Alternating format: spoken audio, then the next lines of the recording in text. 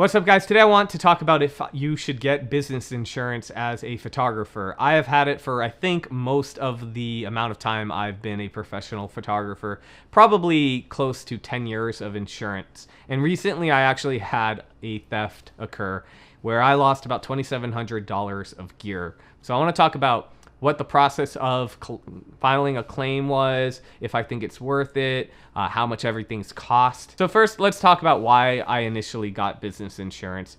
And that was because when I moved back to LA, everything went wrong. I had PTSD over it. I didn't have a car. My bicycle got stolen from me. It was a very expensive bike.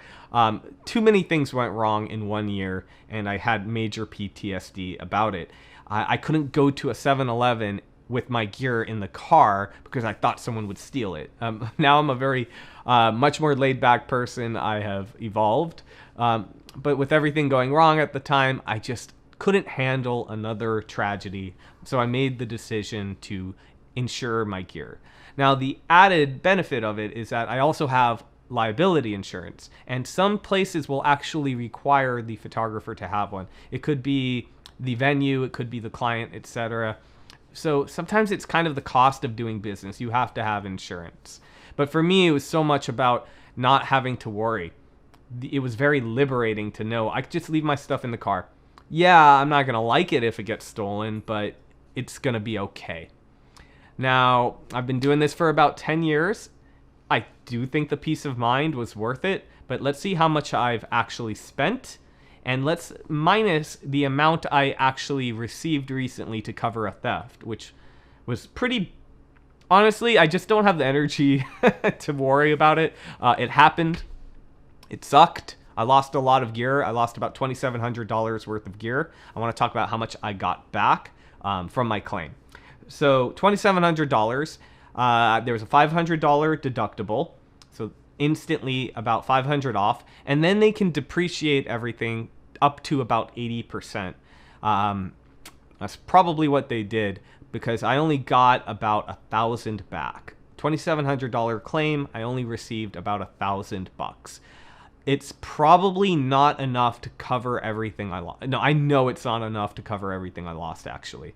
Not even the most important stuff.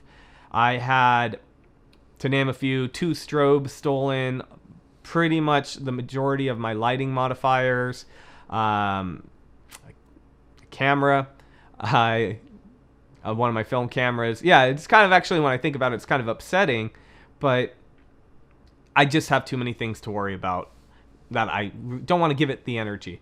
So long story short, I'm guessing it would cost close to that $2,700 to replace everything, and I did not receive that. But that said, there is some gear that was stolen I probably wouldn't need to replace. Like, I don't think I need my pocket wizards anymore. I wasn't using them very often, that kind of thing.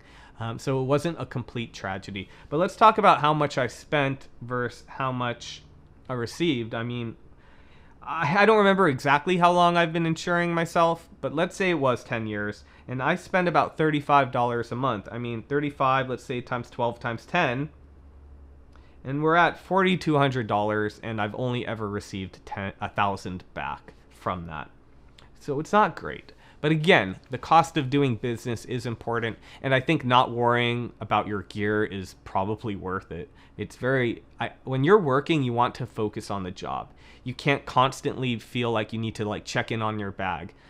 Even checking in on your bag, look, someone could steal it while you're walking away. It's probably going to get stolen anyway.